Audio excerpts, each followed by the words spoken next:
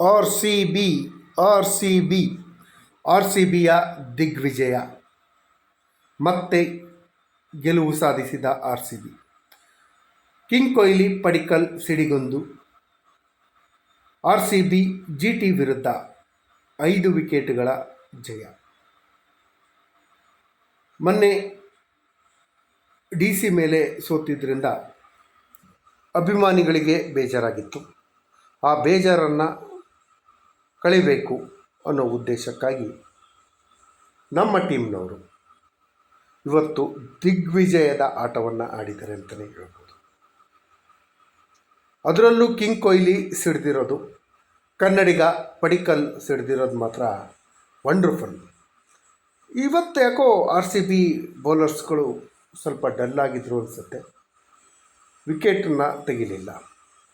ಆದರೂ ಸಾಯಿ ಸುದರ್ಶನ್ ಅವರು ಸೆಂಚುರಿಯ ನೆರವಿನಿಂದ ಗುಜರಾತ್ ಬೃಹತ್ ಮೊತ್ತವನ್ನು ಕಲೆ ಹಾಕಿತು. ಈ ಬೃಹತ್ ಮೊತ್ತಕ್ಕೆ ಆರ್ ಸಿ ಬಿ ಸರಿಯಾದ ಟಕ್ಕರನ್ನೇ ಕೊಟ್ಟಿದೆ.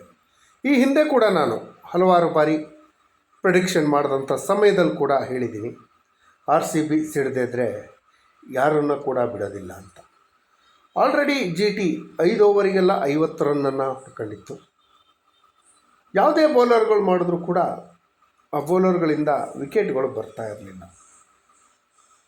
ಇಂತಹ ಸಮಯದಲ್ಲಿ ಬೃಹತ್ ಮೊತ್ತವನ್ನು ಕಲೆ ಹಾಕಿದ್ರು. ಈ ಬೃಹತ್ ಮೊತ್ತವನ್ನು ನಾವು ಅದರಲ್ಲೂ ಇಂಪಾರ್ಟೆಂಟಾಗಿ ಕಿಂಗ್ ಕೊಹ್ಲಿ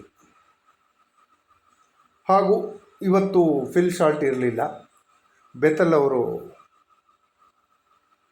ಸ್ಟಾರ್ಟ್ ಮಾಡಿದ್ರು. ಬೆತಲ್ ಅವರು ಬೇಗ ಔಟ್ ಆದಾಗ ಅಭಿಮಾನಿಗಳಲ್ಲಿ ನಿರಾಸೆ ಕಾದಿತ್ತು. ಆಗ ಕಿಂಗ್ ಕೊಹ್ಲಿ ತಮ್ಮ ಜವಾಬ್ದಾರಿಯುತ ಆಟವನ್ನು ಸ್ಟಾರ್ಟ್ ಮಾಡಿದ್ರು. ಜವಾಬ್ದಾರಿ ಯಾವ ರೀತಿ ಇತ್ತು ಅಂದರೆ, ಅವರ ಸ್ಕೋರನ್ನು ಹೆಚ್ಚಳ ಮಾಡೋದ್ರ ಜೊತೆಯಲ್ಲಿ ಟೀಮನ್ನು ಕೂಡ ಗೆಲುವಿನ ದಡಕ್ಕೆ ಕರ್ಕೊಂಡು ಹೋದರು.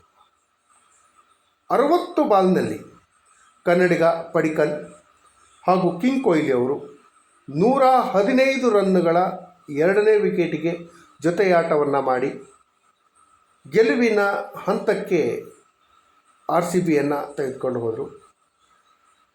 ಅದರಲ್ಲೂ ನಮ್ಮ ಕನ್ನಡಿಗ ಪಡಿಕ್ಕಲ್ 6 ಬೃಹತ್ ಸಿಕ್ಸ್ಗಳನ್ನು ಹೊಡೆದರು. ಈ ಎಲ್ಲ ನೆರವಿನಿಂದಾಗಿ ಆರ್ ಸಿ ಬಿ ಬೃಹತ್ ಮೊತ್ತವನ್ನು ಚೇಸ್ ಮಾಡಿ ವಿನ್ ಆಗಿದೆ. ವಿಶೇಷ ನೋಡಬೇಕು ಅಂದರೆ, ಆರ್ ಸಿ ಬಿ 2 ಮ್ಯಾಚನ್ನು ಹೊರತುಪಡಿಸಿ ಮತ್ತೆಲ್ಲ ಮ್ಯಾಚ್ಗಳಲ್ಲೂ 200+ ರನ್ಗಳನ್ನೇ ಹೊಡೆದಿದೆ. ಅಂಥ ಒಳ್ಳೆ ಟೀಮ್ ಇರೋದರಲ್ಲಿ ಮಧ್ಯಮ ಕ್ರಮಾಂಕ ಯಾಕೋ ಸ್ವಲ್ಪ ಡಲ್ ಹೊಡಿತಾ ಹೋಯಿತು. ಪಡಿಕ್ಕಲ್ ಬಂದರು, ಅವ್ರ ಪಾಡಿಗೆ ಬಂದರು, ಅವ್ರ ಪಾಡಿಗೆ ಹೋದರು. ಜಿತೇಶ್ ಶರ್ಮಾ ಬಂದರು, ಅವರು ಕೂಡ ಅವ್ರ ಪಾಡಿಗೆ ಹೋಗಿ ಅವ್ರ ಪಾಡಿಗೆ ಬಂದರು.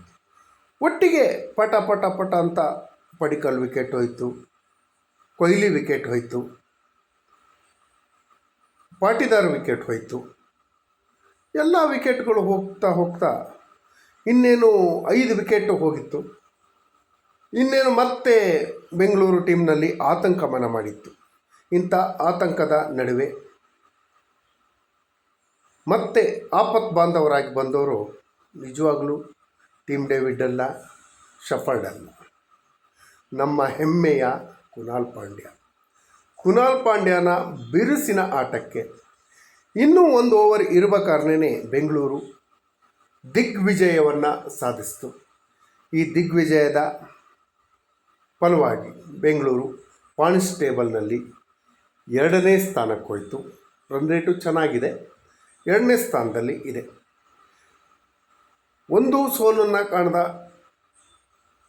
ಪಂಜಾಬ್ 1ನೇ ಸ್ಥಾನದಲ್ಲಿದೆ. ಆಡಿರುವಂಥ 7 ಮ್ಯಾಚ್ನಲ್ಲಿ 5 ಮ್ಯಾಚನ್ನು ಗೆದ್ದು 2 ಮ್ಯಾಚನ್ನು ಸೋತಂಥ ಆರ್ ಸಿ ಬಿ 2ನೇ ಸ್ಥಾನದಲ್ಲಿದೆ. ಮುಂದಿನ ಪಂದ್ಯಗಳಲ್ಲಿ ಸತತ ಗೆಲುವನ್ನು ಪಡ್ಕೊಂಡು ಖಂಡಿತವಾಗಿಯೂ ಆರ್ ಸಿ ಬಿ ಈ ಸಲ ಕೂಡ ಕಪ್ಪನ್ನು ಪಡ್ಕೊಳ್ಳುತ್ತೆ. ಕೊಹ್ಲಿ ಹಾಗೂ ಪಡಿಕ್ಕಲ್ ಅವರ ದಿಗ್ವಿಜಯದಿಂದಾಗಿ ನಮ್ಮ RCB ದಿಗ್ವಿಜಯ ಸಾಧಿಸಿದೆ. ಇಷ್ಟ ಆದರೆ ಸಬ್ಸ್ಕ್ರೈಬ್ ಮಾಡ್ಕೊಳ್ಳಿ.